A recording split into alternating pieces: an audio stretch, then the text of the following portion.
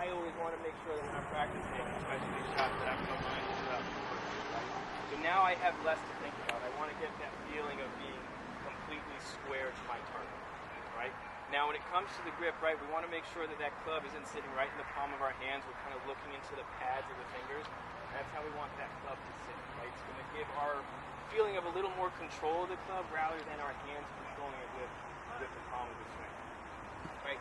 One of my big components, or one of the big things I'm always going to talk about is ball position. Ball position is always going to dictate the type of shot we're trying to hit. Right? Front third of our stance or forward of the stance, that ball is going to go up. It's going to get a lot more spin on it. It's going to land a little bit softer. The middle part of our stance is going to hit a little bit of a lower ball, a little less spin. It's going to hit the ground and run a little bit longer. Right? And then just like in our short game, if we put the ball in the back of our stance, we're really trying to hit a ball with a lower flight. So I want you guys to think about that, because that's also going to help us think about the club that we're choosing. Right? Instead of putting a ball all the way in the back of my stance with a pitching wedge like I have here, why not take a 7-iron and put it kind of in the middle of our stance and take a smaller swing, right? We want to make it a little simpler for us. Okay? So I have alignment sticks here for everyone. What I want you guys to do is just line up like you're going to hit to that red flag. I'm just going to come around, we're going to check your alignment. So Mike is alignment sticks when it comes to the putting stroke. Alright? Mike, can I borrow your putter real quick? Okay, first and foremost, I want to talk about ball position. Ball position is going to be really important, just like it was over on the driving range. So first thing I want you guys to notice is that the ball is always going to be in the front third of our stance. Again, similar to what we were trying over there. If I was to take a golf ball and drop it from my left eye like here, I want the ball to fall right on top of that golf ball. That is the position that we want. We want to be looking right on the golf ball. The other thing that I want you guys to really identify, and so I have your putter, and I want everyone to do it, is if you hold up your putter on your index finger like so, you're going to see how the putter balances, right? Sosa is a toe-hanging putter. Ross, we have a face-balanced putter as well with Jesse, and we have a little bit of a toe hang here with Sasha, right? This is important to understand our equipment because it sets our putting swing. Something with more of a toe hang is going to have more of an arced putt than something with a face-balanced putter is going to be more straightforward and straight back. Okay, so we want to be able to identify the arc, so now when we're hitting a putt, Sosa knows he's probably going to have a little more inside to out to hit that ball a little straighter than Justin. Right? So I want you guys to go hit some putts with that thought process.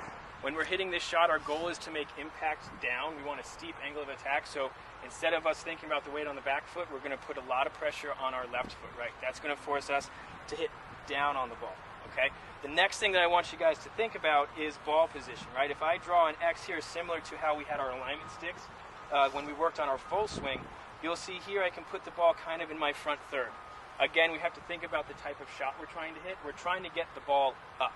So if I put the ball in the back of my stance, my hands go forward, I de-loft the club. What we rather do is keep the ball in the front of our stance, leave the lofted club alone, and use the loft of the club to get the ball out. So I have a 60 degree here, right? We're going to use the most lofted club that we can to help that ball up. So again, as you'll see, I'm going to hit a demonstration shot over here. I'm going to have a lot of pressure on my left foot.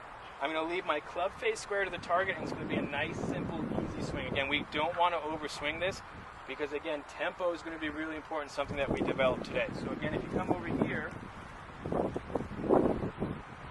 ball position in front of the foot, I have a ton of weight on my left foot, and it's here, and we just rotate through, right? It's going to come up. So one of the things kind of that we talked about, again, back to basics like we talked about in the first lesson, the irons, is our setup is going to be crucial to this shot.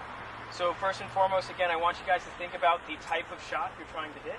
If we're trying to hit the pitch shot, which is a higher shot that rolls out less, or the chip shot, which is going to maximize the time the ball is on the ground.